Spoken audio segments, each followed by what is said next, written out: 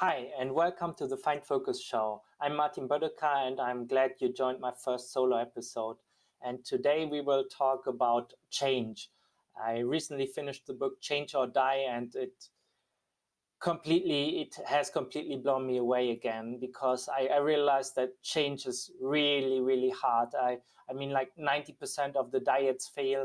Like if you're trying to achieve success, like you have a 6% chance. Like that's what the statistic says. Like even if it's a life or death situation, like it's so hard to change. And but on the other hand, if you look at it from another perspective, for example, in dating, if you had like a 6% chance of meeting your perfect soulmate, like would you take it? And I guess chances are you would. And that's what I will be talking about in this episode. And first of all, I want to start with the question, why is the success rate so low?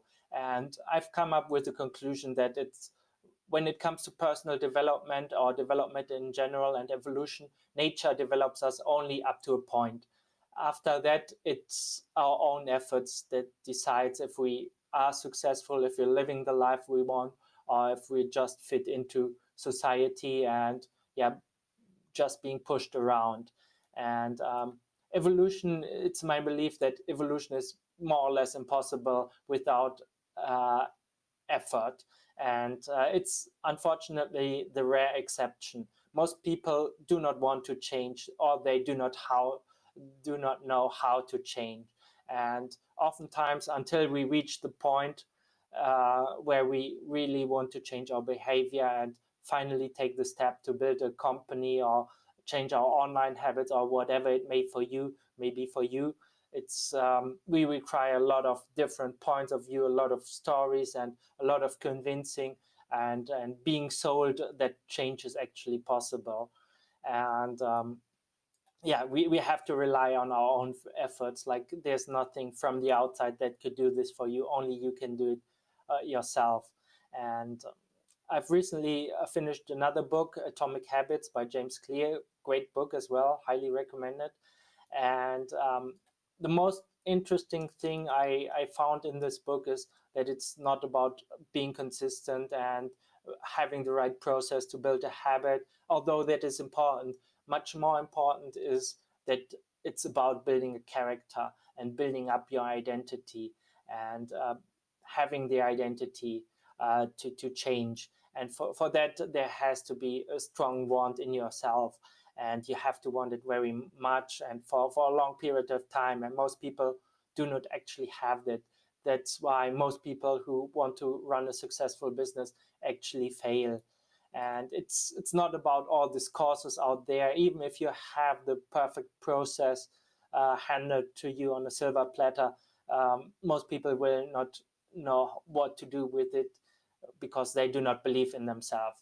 And one of the biggest obstacles that we are facing is that we do not know ourselves. Like we humans evolved over millions of years, and that's how our brain developed. And it turns out that we are still acting like a very complex machine.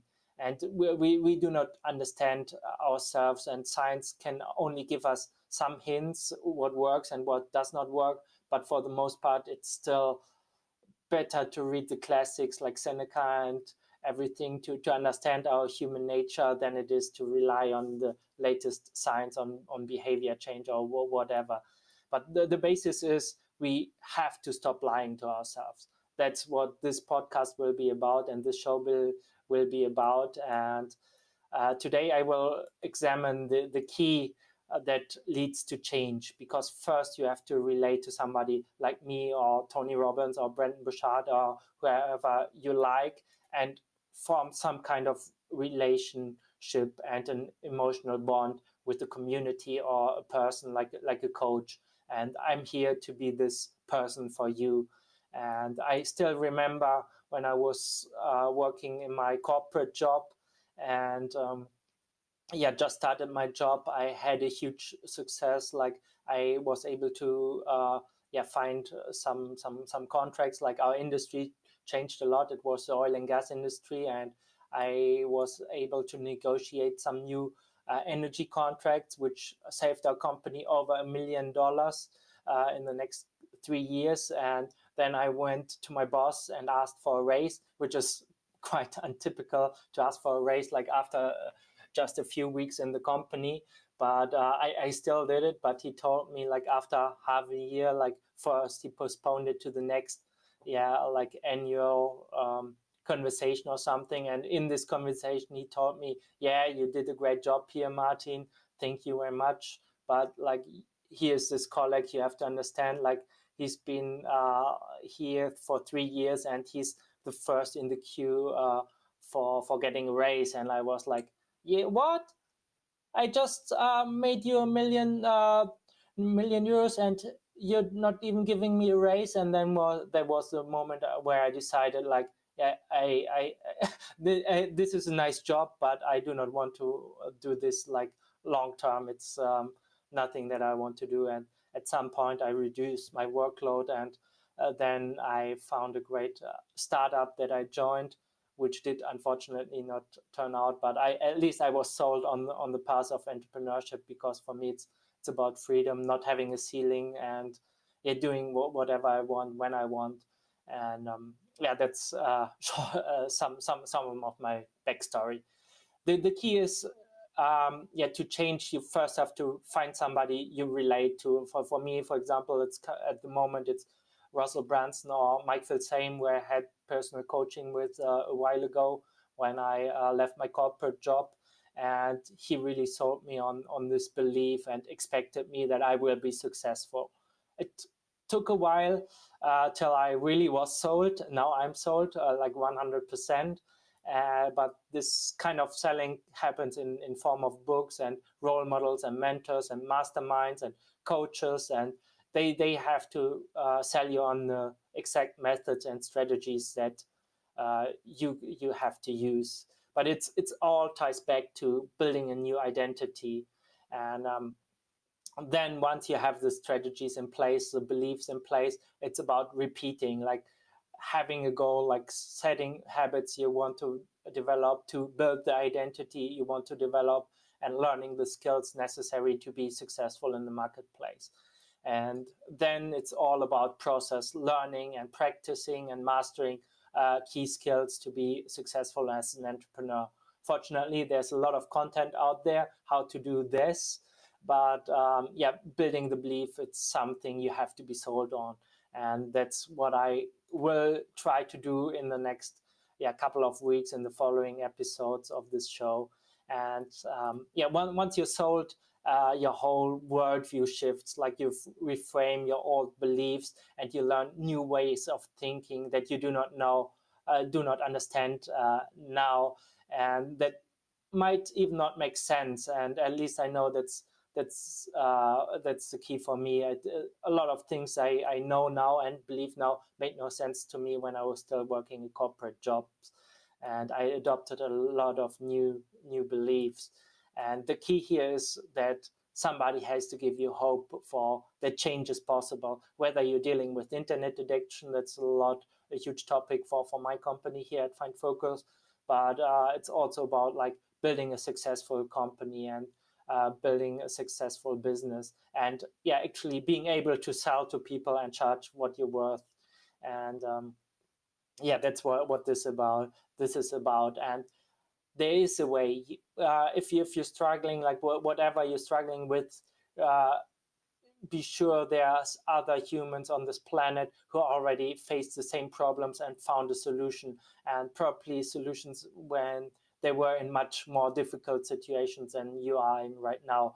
Maybe you're just not able to see it right now, but other people know. And I have a lot of experience like dealing with internet addiction, getting over porn addiction, and how to be more productive. And it took me a long time to discover these ways, and to spend a lot of money on the software that helps me with this. But in the end, it's all about building this personal relationship and building this emotional bond with somebody you trust.